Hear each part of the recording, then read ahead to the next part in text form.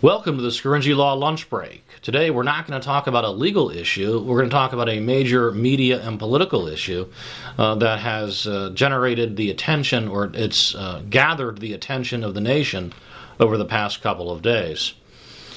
And I, for one, am very proud of the boys of Covington Catholic High School.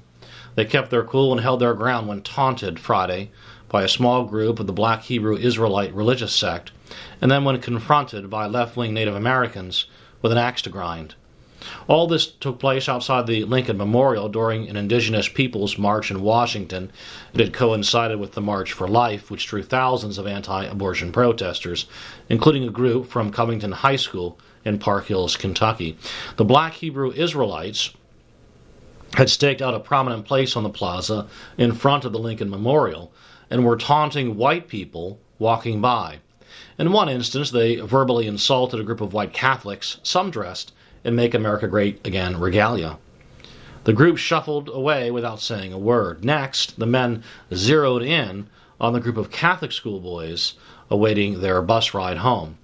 Several of the boys were wearing those red Make America Great Again hats. That incensed the Black Hebrew Israelites, who taunted and insulted the boys using some of the worst epithets one could ever utter. After receiving a couple of these vile insults, the boys responded not in kind nor with violence, but by doing some school cheers, the kind sung at pep rallies to build school spirit. This was how the boys chose to defend themselves from the vile insults being hurled at them. Suddenly, Nathan Phillips, an elder in the Omaha tribe and left-wing political activist, started beating his drum and marched, along with a few cohorts, directly into the student group and stood in front of one of the boys, Nick Sandman. Phillips sang the American Indian Movement protest song loudly and right in the boy's face, with his drumstick repeatedly coming just inches from his nose.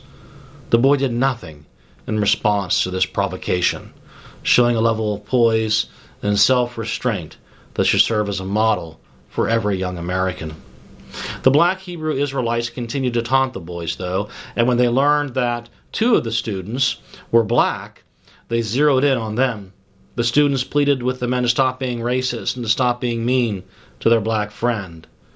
One of the boys even reached out his open hand in a gesture of goodwill. This peace offering was rejected and was met with more vile insults. A video of just a small part of the incident went viral. The media, naturally, condemned the MAGA hat-wearing boys as anti-Native American bigots, and falsely reported that the boys encircled and mocked Phillips. How did the boys' school and diocesan leaders react? In a joint statement, the Covington Catholic High School and the Diocese of Covington condemned the boys, apologized to Phillips, and declared, "This behavior is opposed to the Church's teachings on the dignity and respect of the human person. The matter is being investigated, and we will take appropriate action up to and including expulsion." My response: what in God's name are these school and church leaders talking about? Those boys did not disrespect Phillips. It was Phillips who disrespected them with his aggressive and confrontational, in-your-face activism. The Black Hebrew Israelites, their behavior toward the boys was about as vile and insulting as possible. Those boys, particularly Sandman, showed an amazing amount of self-control. He should receive a Medal of Honor by his school and church leaders, not condemnation and threats of expulsion. Their reaction was a stunning betrayal of the truth and of care and concern for their own flock. Those Catholic school and church leaders were so ready to sacrifice their own sons on the altar of political correctness, even when it was their own sons who were the ones being politically correct. Phillips is claiming victimhood and is using the media spotlight to promote his left-wing political agenda. His fellow activists are already fundraising off it. In an interview that occurred directly after he confronted the boys, Phillips said, "This is indigenous lands. We're not supposed to have walls here. We never did for millennia. Before anyone else came here, we never had walls. We never had a prison. We always took care of our elders. We took care of our children. We taught them right from wrong." Translation: White Americans build walls to keep good people out, prisons to keep good people in, refuse to take care of their elders or their children, and fail to teach them right from wrong. And yes, we know all about how inferior white American culture is to that of Native Americans. The media remind us all the time. The four black Hebrew Israelites declared later that they were ready to slaughter whites to purify a racist America.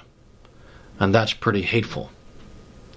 But I, for one, am proud of the group of white and black Catholic schoolboys for staring bigotry and hatred in the face and for standing their ground. There is hope yet for the future of America, thanks to the boys of Covington Catholic High School. That's about all the time we have today for the Scaringi Law Lunch Break. Thanks for listening and enjoy your lunch.